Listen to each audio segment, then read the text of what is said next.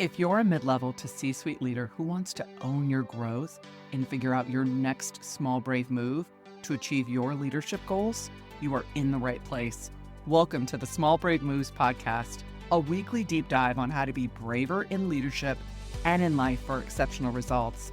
I'm your host, Nicole Bianchi, best-selling author, certified master executive coach, NSA certified speaking professional, chief bravery officer, and tough talk expert. If you're ready to become a better, braver, and more authentic leader, let's dive in. Hello, friends and brave leaders. Welcome back to the Small Brave Moves podcast. I'm Nicole Bianchi, Chief Bravery Officer and Tough Talk expert. Today, we're tackling one of the biggest mental hurdles that leaders face when it comes to tough conversations. How will the other person react? What if they cry? What if they shut down? What if they deflect or challenge everything I say? Because let's be real, the fear of someone else's emotional reaction can keep even the best leaders from having the conversations that matter most. And the good news, you don't have to fear the reaction when you're prepared for it. So let's talk about it. Here's something I hear all the time from the leaders I coach. I know the conversation needs to happen, but I'm afraid of how they'll respond. That fear is human. You're not broken because you dread these tough talks. They're normal. You're normal. And brave leadership means you show up anyway with clarity, compassion, and tools to handle that moment with grace.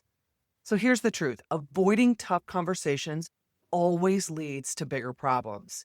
And according to Gallup, employees are 23% more likely to stay at a company when leaders communicate regularly and effectively. And yet 37% of managers admit, they rarely give feedback. So that silence, it's costing your team in alignment, morale, and performance. So let's walk through some of the most common emotional reactions you'll encounter and how to show up bravely through each one. The first up is the crier. Tears often make leaders panic. And you think, gosh, should I do something wrong?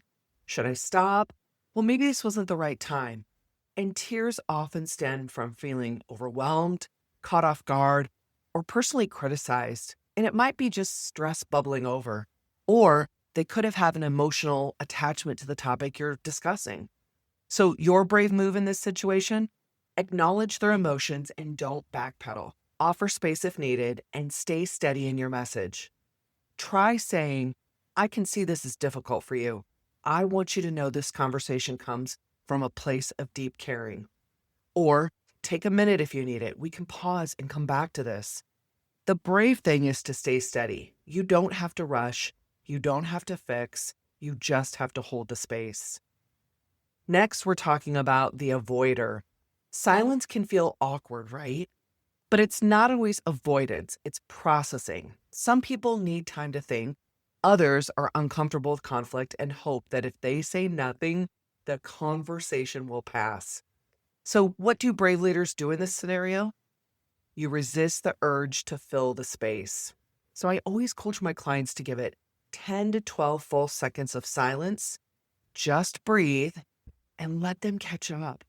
And then gently invite them in and ask, what's coming up for you right now? Or what do you think are best next steps?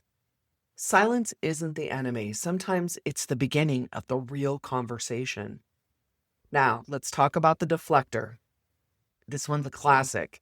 You bring up an issue and suddenly the conversation's about someone else's behavior or a totally unrelated problem. And this is usually a defense mechanism. Deflecting is how people try to protect themselves when they feel exposed. So how do you bring it back? You refocus firmly but compassionately. You could say, let's bring this back to the role you play in this. Or, that's helpful context, but today we're focusing on your part in the situation. Redirecting with kindness, it's not about blame, it's really about ownership. Now, moving on, let's go to the challenger. This is the reaction many leaders dread the most. The person who debates everything, challenges your facts, or is defensive the minute you open your mouth. It's intense, I know, but often this behavior masks fear of being misunderstood or judged. And the trap is getting defensive back. So the brave move is to keep the tone collaborative. Try saying, let's figure this out together. Or, what does a successful outcome look like to you? When you invite them into the problem-solving mode, you shift from adversary to ally, and that's a leadership superpower. So here's the thing. None of us can predict how someone will react, but we can prepare for it.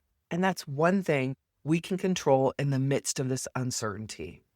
So that's what we do inside the 5 Tough Talks online course. We go far beyond just what to say. I equip you to prepare for emotional reactions, stay centered when the unexpected happens, protect your energy and recover afterward, script with clarity and deliver with confidence, and turn difficult moments into transformational ones. Ineffective communication costs businesses $37 billion annually.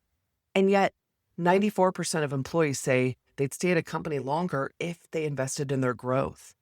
So if you've been looking for a way to allocate your leadership team's development dollars, or you've realized that Q3 is already here and you still haven't gotten around to that leadership development strategy for 2025, this program is a game changer for leaders and teams who are ready to level up how they communicate and connect. It becomes a shared language within your teams on how to lead brave conversations. So check out the show note for details. Here's your leadership challenge this week. Think of a conversation you've been avoiding because you're unsure how the others might respond, and then ask yourself, what reaction am I most afraid of? What would it look like to prepare for that reaction instead of fearing it? I want you to write out your thoughts, rehearse it, or even better, join me in the 5 Tough Talks online course and community where I'll walk you through exactly how to do it. Brave conversations aren't easy, but they're the catalyst for workplace trust, growth, and performance. And your next level of leadership won't come from avoiding tough talks. It'll come from learning how to lead through them, no matter the reaction or the outcome. If this message hit home, or maybe you think of someone who might be avoiding a tough talk, go ahead and share it with them. Maybe it's a colleague, a direct report, or even your team. Brave conversations are contagious, and you never know who needs a little nudge to step into one. And if this episode resonated with you, I'd be so grateful if you take a moment to subscribe, leave a quick rating and review. It helps more brave leaders like you find the show, and it just means the world to me. So until next time, I want you to keep showing up, keep leading with courage, and keep making your small, brave moves. And remember, you don't have to fear the reaction when you're prepared to respond with courage.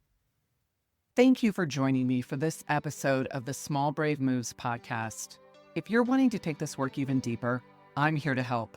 From engaging in inspirational keynote speeches to transformational coaching and workshops for leaders and teams, page-turning books, online courses, and enlightening leadership development retreats. There are so many ways that we can work together to take your leadership to the next level. For more information, check out the show notes, and let's do this together, one small brave move at a time. See you next week.